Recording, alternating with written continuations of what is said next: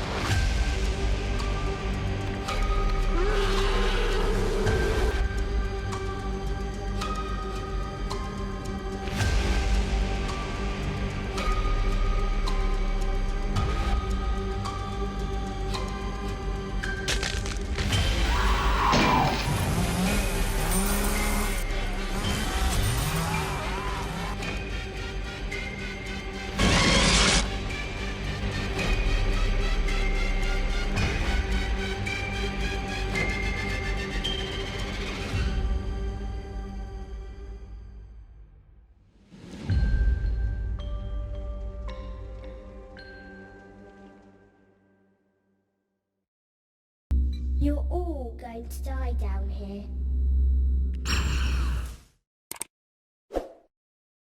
It is that day, and I want to wish all of you a happy Halloween. I hope right now you have your candy, your popcorn, and you're just enjoying this day, watching all the horror movies that you can. If you happen to stumble across this review and you're trying to find something good to watch, I will recommend this movie to you. I get into spoilers in this review, so don't watch this review if you have not seen this movie. If you are looking for a good horror movie, turn this review off and watch this movie right now, because it is one of the best horror movies ever made. I want to thank everyone for tuning in to my Halloween special number 2. And today I'm going to be talking about my second favorite horror movie of all time, The Descent. The Descent is about a group of girls who decide to go exploring into a cave after the death of one of the friend's family members. And of course, there's trauma in it, as I mentioned in one of my previous reviews. See, I'm telling you, trauma's been around forever in horror. When they decide to go out here, one of the friends thinks it's a good idea to take them somewhere they're not expecting to go. So when they get to this mysterious cave, they don't realize what lies beneath this cave are a bunch of creatures. And this film takes you on a very claustrophobic adventure. The first 45 minutes is like every horror movie. There's a lot of build-up. You get a couple glimpses of the cave monsters and you hear some noises. But they do a really good job setting the tone. You feel so claustrophobic with these women that are spelunking in this cave because they're going through very narrow holes in the cave. You see the huge rocks they're stepping over, and it really sets the tone of just how massive this cave truly is. And that's one thing I liked about this movie, is it felt like a real cave. It does not look like a movie set that they possibly might have filmed in a real cave for a lot of these shots. It doesn't look cheap. It doesn't look tacky. It looks professionally made and real. You got the wetness and the moth of the rocks. You got the dirt and the dust when they're crawling through the holes through the rocks. It's fantastic. The cave exploration these girls are on gets more claustrophobic as the movie goes on, and the light just gets more dim in the dark spaces they keep going forward in. The movie starts to give you a level of anxiety that they've gone way too far into the dark cave, making you unsure if they'll have a safe exit route in this nightmare. A compliment I gotta give this movie is it is 100 minutes long, and the monsters don't even show up for the first 45 minutes, and that first 45 minutes flows like a river. There's no slow parts. They get you into the cave pretty quickly. There's a lot of wondering what's going to happen, when are the monsters going to show up, and it takes some time. But instead what they do, they give you different anxiety, spelunking anxiety, by putting you in claustrophobic situations of them crawling through these tight little holes in the cave, and then the rocks collapse above them. They have to cross this one part of the cave where there's a dip and they don't know how far it goes. So they take a glow stick and they throw it down, and they don't even see where it ends. So they know it's a very deep fall, enough to kill them. During one of these moments, one of the caves collapse as one of the girls is crawling through a hole, and she's the one with all the supplies for the hooks to hook into the rocks. She loses all that. So now they got no supplies.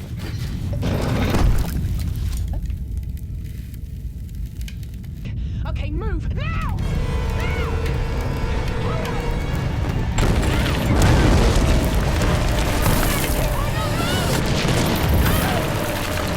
So the movie does a really good job on setting up the atmosphere that they don't really have their supplies now, they don't really have any food, and they don't have enough to get out of their situation now. And as this happens, now we start to get glimpses of the creatures. When the creatures finally show up in this movie, the violence is very gnarly craftsmanship. They let you know that these creatures are very deadly and the survival is very slim for these girls, for how sound sensitive the creatures are and how loud the cave is and how much it echoes. And the low light setups are insanely effective. Everything is dark around them. They can barely see in front of their headlights. And the movie's adrenaline pumping. It's got you on edge. And there's tons of chillful screams because you can hear the girls screaming from far away in the cave and all you hear is their echo. And a lot of the scenarios worked because most people would panic if there were creatures in a cave. You're scared, you can't see anything in front of you. One of the girls falls, breaks her leg, they kind of split up, and it just gets out of control. One of the best parts of this movie is the monster design because it's very simple. The creatures are blind, and how they explain that to you is by having it right in your face.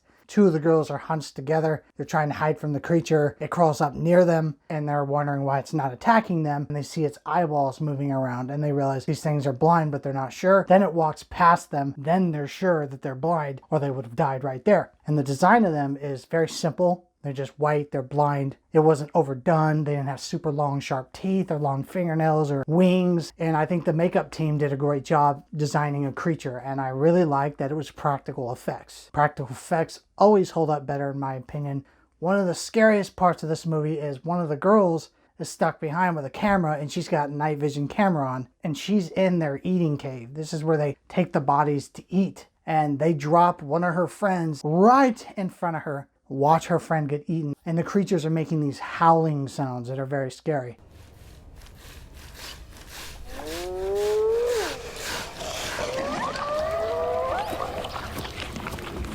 I thought this one was one of the more effective parts in the movie to show there's a lot of these things out there. Some situations happened that were very shocking. One of the girls is being attacked by two of the creatures. She has her pickaxe and she kills one with it, but she barely survived killing it. And as she's done killing this creature, her friend walks up right behind her and then she turns around and stabs her friend right in the throat. That was a very good scene because they played some somber music and it was effective because you've had a good chunk of time to spend time with all these girls. You know, you feel bad that she kills her friend.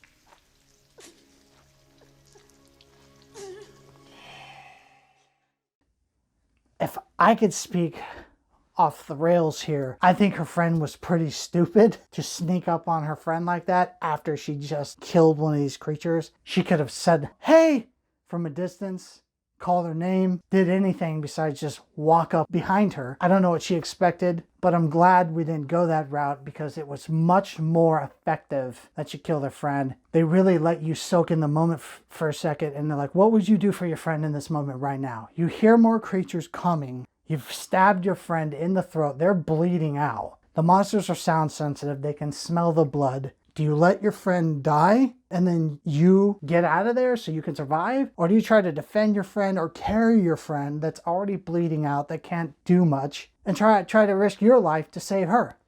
I liked that decision and I liked that choice that they let us decide for a minute.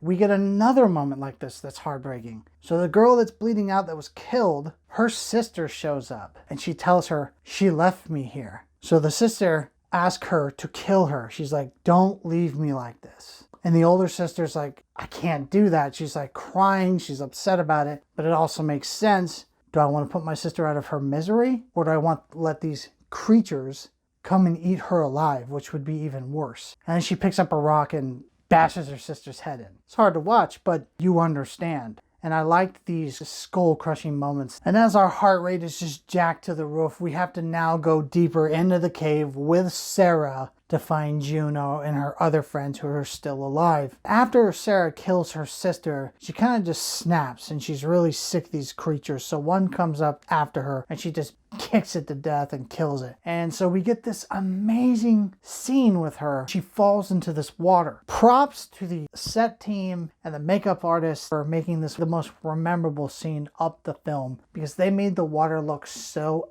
disgusting, filled with just skin and blood. It showed her coming out of the bloody water. You can see the crusty stuff around her and it just makes you just like, ugh. And I love how we were put into another situation where we're just uncomfortable. So as she's in this water, she gets attacked by a female creature and she kills it and gets out. And then she has a flame and one of them stepping over her head. And to gross us out, one of the creatures spit just flows right into her face. It shows how animalistic these things are. They really push that boundary with us as an audience to show that they are just very unsanitary and nasty creatures. So she kills some of these things and we get a couple more adventure spots with some of the other characters. Two of them are trying to hop back over that dive and they're trying to go back the other way to survive. And two of them get caught up in this and die, and one of them sacrifices herself. There are a couple scenes where they don't want to scare you with a jump scare. They just put something in your presence to freak you out. There's a scene, the camera angle is following one of the characters, and as they're moving past it,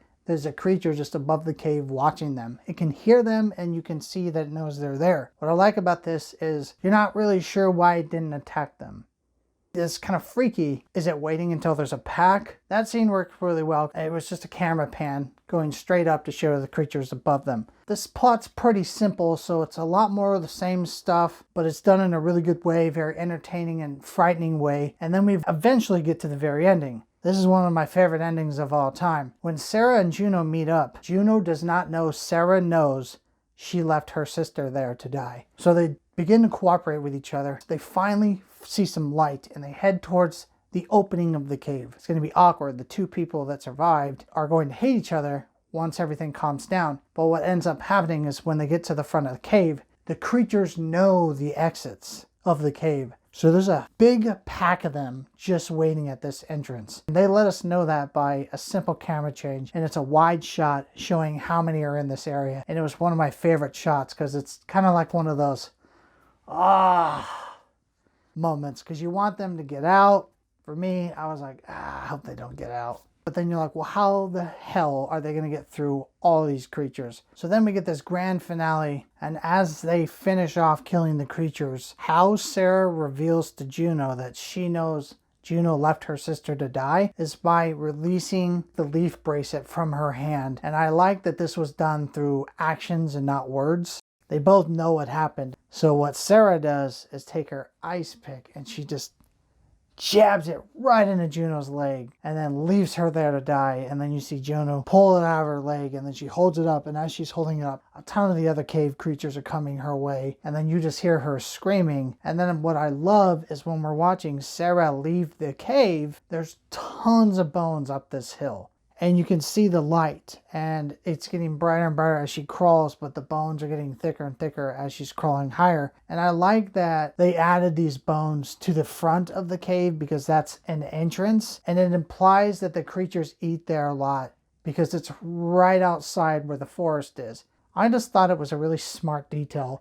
After she reaches the top of the cave, we see a really good, memorable shot. It's one of the most popular shots of the movie of her gasping for air. And it's a sigh of relief as a viewer that she made it out, she's going to be okay, and then you watch her run through the forest to get back to the Jeep. Now here's the part of the movie I don't like. When Sarah gets to the Jeep, she drives off erratically like anyone would, and then she pulls over, And she's crying and just mourning what just happened because she's obviously very traumatized about what just happened. And a truck drives by and startles her. And after the truck drives by, she looks over to her right and Juno's in a ghost form. And then there's this loud ambient noise and then it just cuts to black.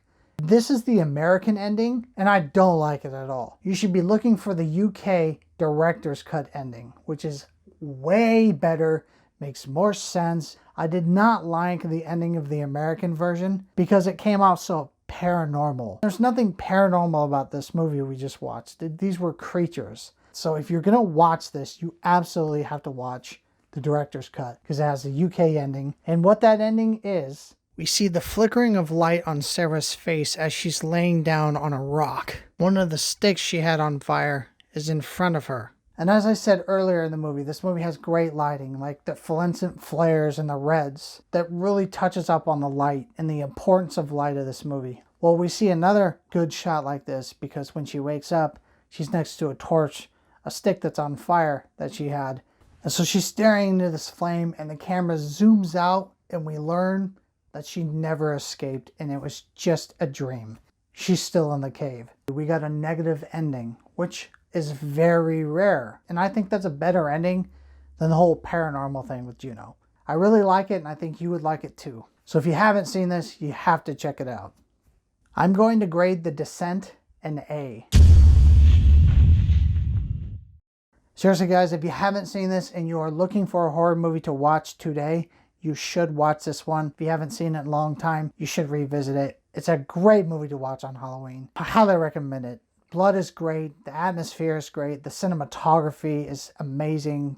You're just in this dark, disgusting cave with these flesh-eating creatures that are terrifying, that make howling noises. It's an adrenaline-pumping adventure. Honestly, it's the best cave creature movie I've ever seen. I have not seen anything better than The Descent. This is the top of the mountain. I have not seen anything better to this quality. And I'm glad you tuned in for my review. I really appreciate the support. Thank you for watching my review. And as I said, if you haven't seen The Descent and you want to see a good creature movie, this is the best thing there is out there. Don't forget to hit that subscribe button. I got more reviews coming up. Until then, I will catch you movie fans on my next review. Thanks for watching.